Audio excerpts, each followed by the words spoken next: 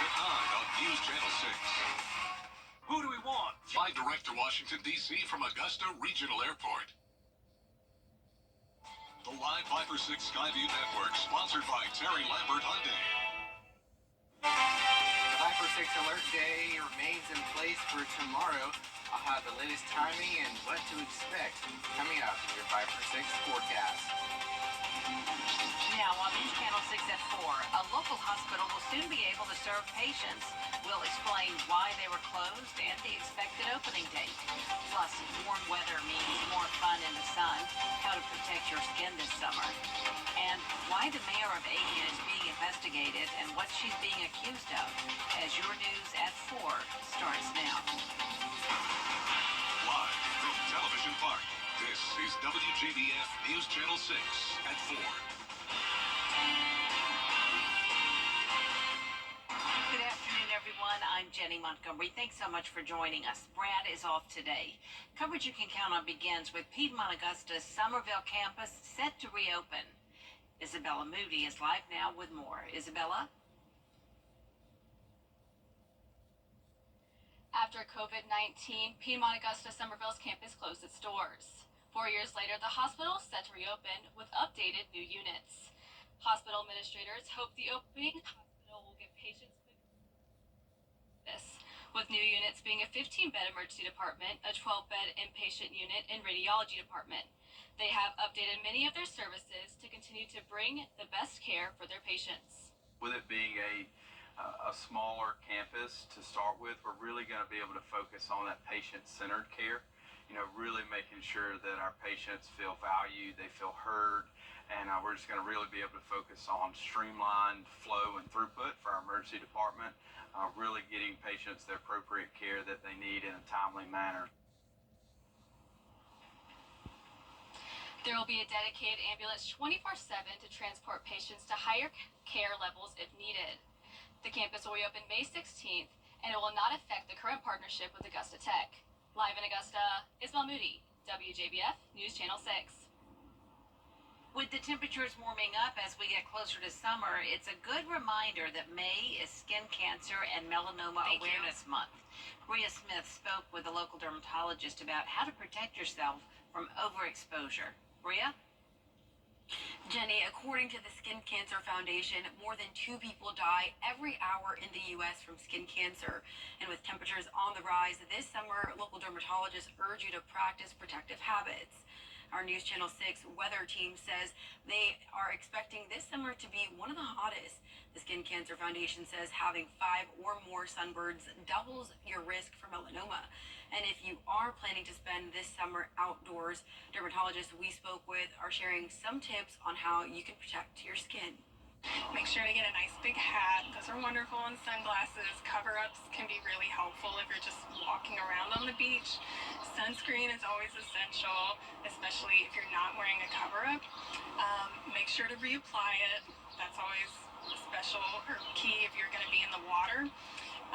For kids, make sure to reapply because they're usually in and out of the water pretty frequently. Anything that's above an SPF 30 is going to be helpful. For a list of those tips and to discover the ABCDEs of melanoma detection, visit WJBF.com. Jenny? All right, Bria, thank you very much. It is time now for a first look at the weather. What to expect for Mother's Day weekend coming up in your Viper 6 forecast. Jenny? All right, Miller, thank you. Family, friends, and Augusta leaders coming together today to remember the life of a former Augusta commissioner. Jimmy Smith Jr. served 2 4-year terms as a commissioner for District 8. His family says he died Sunday at the age of 91. Many knew Smith as the mayor of South Augusta. City leaders attended his funeral today and are remembering him for his contributions to the area.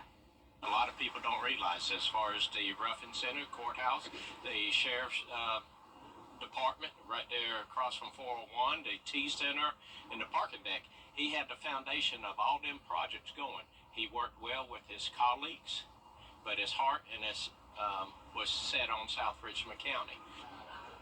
You'll hear more from community leaders who paid their respects today on News Channel 6 at 7. Giving the mayor a vote has Augusta voters saying yes or no, but it's also showing a deeply divided commission.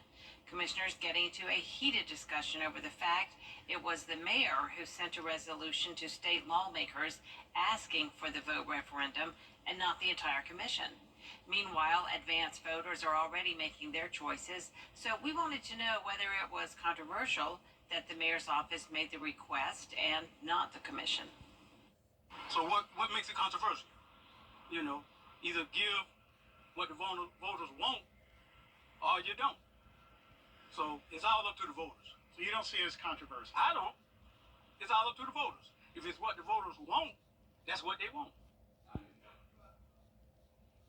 Mayor Johnson reminding opponents at Tuesday's meeting that the bill to hold the referendum passed in 2023 and it was approved by all General Assembly legal reviews.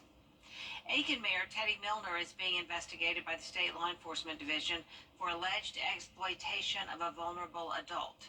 Aiken Bureau Chief Sean Cabbage-Talk has more. The Aiken Department of Public Safety requested an investigation on February 29th. Reaction from the community has been mixed. According to a statement from Teddy Milner's attorney, Chris Allen, the allegations were first reported to the Department of Social Services and then forwarded to the Department of Public Safety. Due to potential conflicts of interest, the South Carolina Law Enforcement Division took control of the investigation. Investigators are not releasing details of the investigation or exactly what the allegations are, but one woman expressed concern over the allegations' effect on Aiken's local government. I just feel like this is something that should be kept within the family, and until we know the truth, then it should stay that way. We did reach out to Mayor Milner for comments. She referred us to our attorney, who says the mayor is fully cooperating with the investigation. In Aiken, I'm Aiken Bureau Chief Sean Cabbage-Talk, WJBF News Channel 6. In Columbia County, candidates in the upcoming primary elections are making their case to voters. The Chamber of Commerce Political Action Committee hosted a forum last night with candidates running for Board of Commissioners Districts 2 and 3, Board of Education District 4, and Georgia State House of Representatives District 131. At least one voter says the forum helped narrow his choice. I've eliminated a candidate or two. I'm leaning in a certain direction, especially for the state house seats, and I'm pretty confident who I'll vote for Board of Education as well. Early voting is underway. The general primary election is May 21st.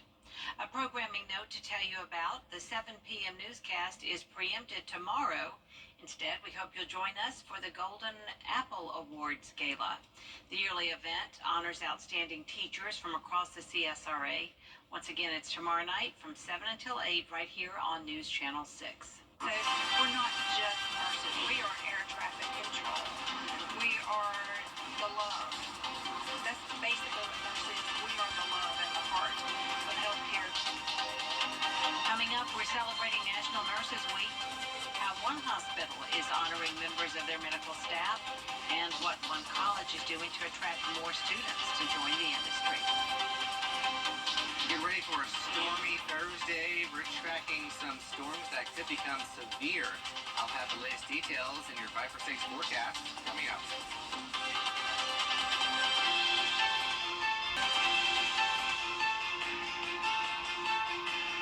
My goodness, I was lucky to have several teachers who made a huge impact on my life and future career path. From getting started with a wonderful first grade teacher, Mrs. Ruth Henderson, to college professors who helped me learn to think critically. But the one who stands out the most is Mrs. Scoggins. She was at Cooperative Elementary School in Spartanburg, South Carolina. She was my 6th grade English teacher. She taught me to love and appreciate grammar, creative writing, and public speaking. I think of her often, and I'm so grateful for the skills she taught me, which I use every day. Thank you to all of our teachers. Hi, EJ. All babies today. Yes.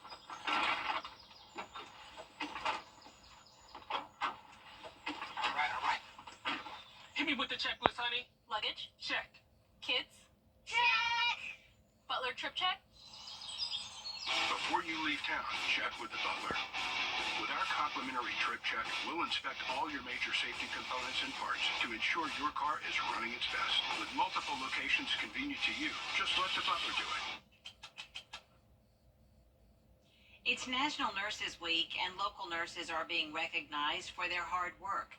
The Live Oak chapter of the Georgia Nurse Honor Guard held a ceremony yesterday to remember fallen nurses.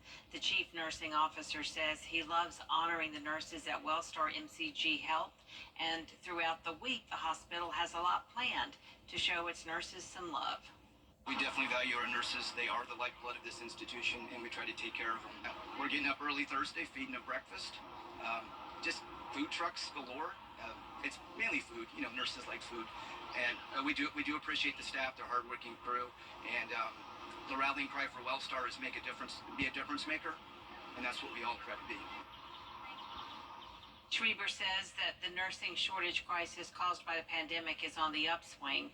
There is still a critical need, but things are looking better. And speaking of the national nursing shortage, Western Governors University in Utah recently opened a state-of-the-art nurse training laboratory to help. The goal is to allow students to earn their degree on terms that work for them. Matt Fontes reports. Could you tell me where that pain's at? Yeah, it's in my stomach. All right, I'm gonna push down on your stomach a little bit. Could you tell me if that hurts? At Western Governors University, they recently opened a state-of-the-art nurse training laboratory to address key workforce needs across the state. Students can really do everything they would on a real person. WGU offers its 2.5-year nursing program online, where students complete most of the coursework virtually. Then it's time to put that knowledge to the test. When that's completed, they then come to the lab and practice in the lab. And typically that's about a 3 to 4 day time frame for students, and they're here all day practicing with their peers. Inside the training laboratory, students get the chance to demonstrate their ability to handle real-life scenarios while being recorded and monitored behind the scenes by their teachers. We can take that recording after they're finished into a debrief room, and in that debrief room we can show them the recording and show them, like, you know, what went good, what went bad, what could we work on here. Right now, Utah's Department of Workforce Services estimates there are nearly 1,900 current open positions for registered nurses across the state. The majority of my students work full-time jobs, and they have a family, and it's hard to do that when you're in nursing school. It's hard to do that in general. Because of some of these factors, WGU has embraced a program of flexibility. Allowing students to earn their degree on terms that work for them is how the university hopes to curb the growing nursing shortage. Students are able to stay in their community, do their schooling online, come here to the lab twice in that program, and then go back to their community and do their clinicals there as well. And this is pretty cool as well. In honor of National Nurses Week, Western Governors University is offering a special scholarship. The WGU Loves Nurses Scholarship is valued at up to $4,000 and can be used towards a bachelor's or master's degree in nursing from the university.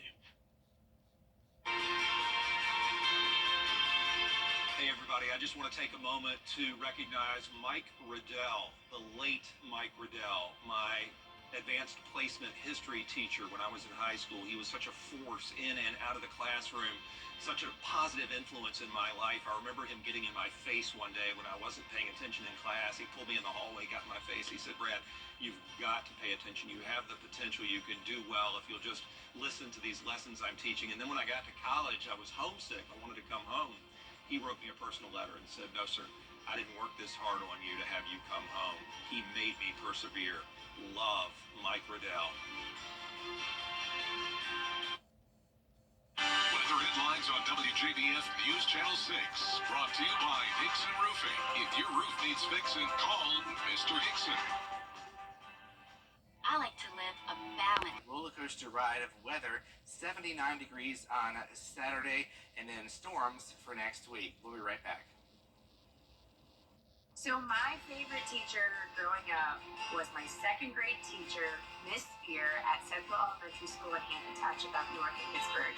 She's just somebody who I absolutely, when I knew there was something going on with me, I would go straight to her. She always welcomed me with open arms in any situation. I don't even remember really much about the educational part of second grade. She just made me always just feel so special. And there were times that I'd stay over and tutor after school, and we'd go into McDonald's and go get like a Happy Meal. I mean, those are just the things that she would do that made her so special to me. She's Mrs. Saturdays now, and that just rocked my world, especially when I saw her at the grocery store. Like, teachers are supposed to stay in the classroom, right? But Miss Spear was just the absolute best, and I am forever grateful that she was my second grade teacher. Join attorney M. Austin Jackson. You breathe easier. Green Home Solutions. We make air better. The Live 5 for 6 mobile app. Download it today. The Field Museum in Chicago is showing off a new dinosaur fossil. This is an Archaeopteryx, and it's the oldest bird known to man. Experts say the fossil's existence connects dinosaurs to modern-day birds. There are only 13 of these fossils in the world, and this is only the second in the United States. Scientists at the Field say the fossil will be a great source for research and education. There's more coverage you can count on coming up at 4:30, including a bill to block enforcing energy conservation regulations on household goods and appliances. These up after the break.